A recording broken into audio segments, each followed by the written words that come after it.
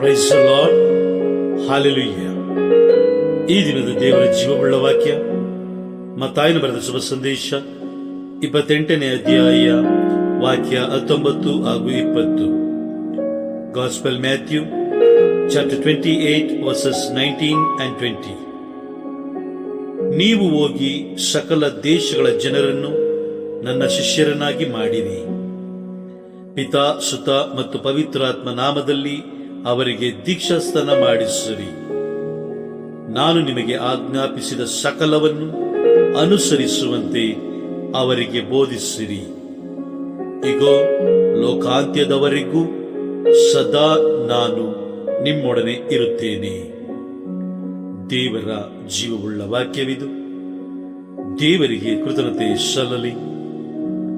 ಆಮೇನ್, ಆಮೇನ್, ಆಮೇನ್.